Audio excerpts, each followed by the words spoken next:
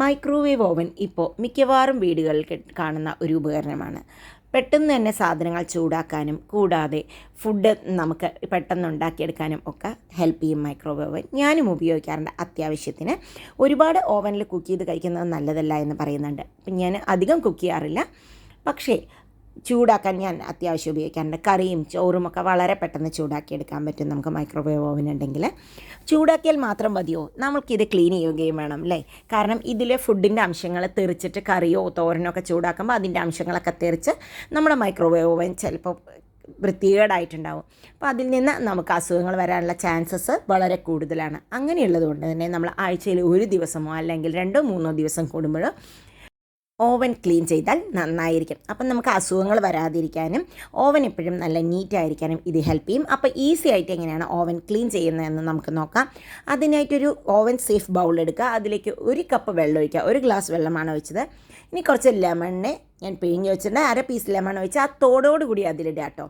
ഇനി അതിലേക്ക് ഒരു 1/2 ടീസ്പൂണോളം ബേക്കിംഗ് സോഡ ഇട്ട് ജസ്റ്റ് ഒന്ന് ഇളക്കുക.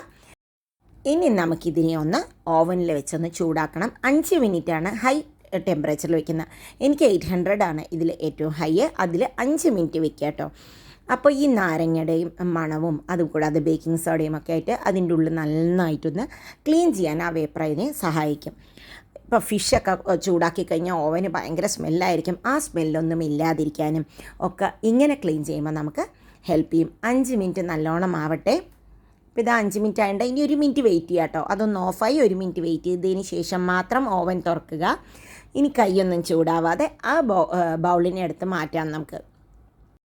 ലെമണൊക്കെ ഉള്ളത് കൊണ്ട് തന്നെ അതിൻ്റെ ഉള്ളിലെ മണം മുഴുവൻ ഇത് വലിച്ചെടുത്തിനാവും. ഇനി നമ്മൾ സിങ്കൊക്കെ തുടയ്ക്കാനൊക്കെ ഉപയോഗിക്കുന്ന ഒരു വെറ്റായിട്ടുള്ളൊരു ക്ലോത്ത് എടുത്തിട്ട് നന്നായി ഒന്ന് തുടയ്ക്കുക. ഇതിലേക്ക് നമുക്ക് ക്ലീനിങ് ലിക്വിഡോ ഒന്നും തന്നെ ഉപയോഗിക്കേണ്ട ആവശ്യമില്ല.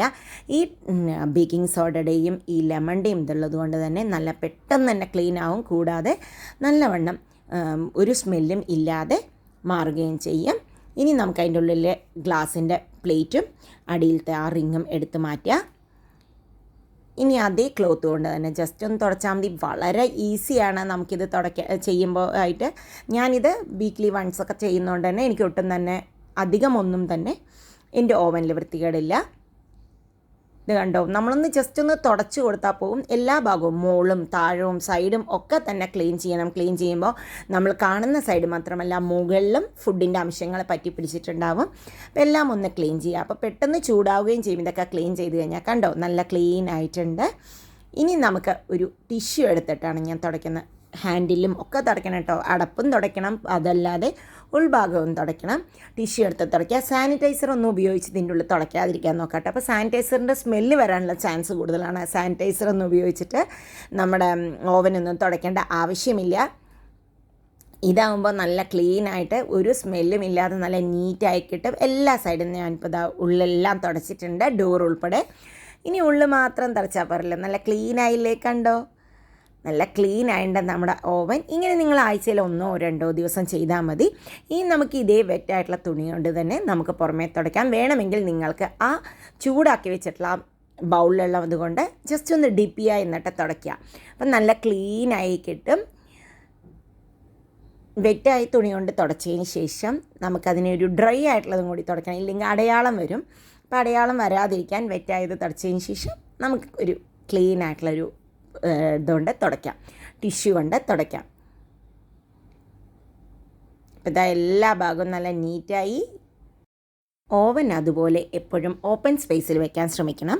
ഇനി നമുക്ക് ആ റിങ്ങും ഗ്ലാസിൻ്റെ പ്ലേറ്റും കൂടി കഴുകിയെടുക്കാം. റിങ് ഞാൻ കഴുകാനായിട്ട് ജസ്റ്റ് സ്ക്രബിൽ നമ്മുടെ വാഷിംഗ് ലിക്വിഡാണ് ഇടുന്നത്. ഡിഷ് വാഷിംഗ് ലിക്വിഡ് ഇട്ടിട്ട് തന്നെ ഇത് രണ്ടും കഴുകിയെടുക്കാം. ഇതൊക്കെ വളരെ പെട്ടെന്ന് തന്നെ ക്ലീനിങ് കഴിയട്ടോ, ഒരു ബുദ്ധിമുട്ടും ഇല്ല. വളരെ ഈസിയായി നമുക്ക് ക്ലീൻ ചെയ്യാം. ഇതിപ്പോൾ നിങ്ങളുടെ റുട്ടീനിൽ വീക്കെൻഡിലൊരു റുട്ടീനിലൊരു ഭാഗമായിട്ട് ചെയ്യുകയാണെങ്കിൽ ഇത് അത്ര വലിയ പണിയായിട്ടൊന്നും തോന്നില്ല കേട്ടോ. പിന്നെ നമ്മൾ ഉപയോഗിക്കുന്ന എക്യുപ്മെൻറ്റ്സ് എപ്പോഴും ക്ലീനായിരിക്കുന്ന കാണുമ്പോൾ തന്നെ നമുക്കൊരു സന്തോഷം ഉണ്ടാവും.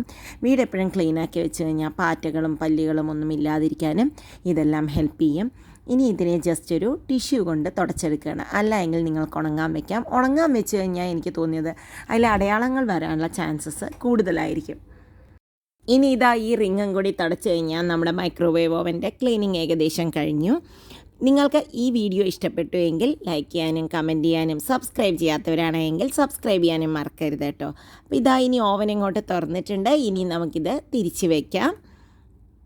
എപ്പോഴും നമ്മൾ ഉപയോഗിക്കുന്ന സാധനങ്ങൾ ക്ലീൻ ആയിട്ടും ഓർഗനൈസ്ഡ് ആയിട്ടും സൂക്ഷിക്കുന്നത് വളരെയധികം നല്ലതാണ് അല്ലേ?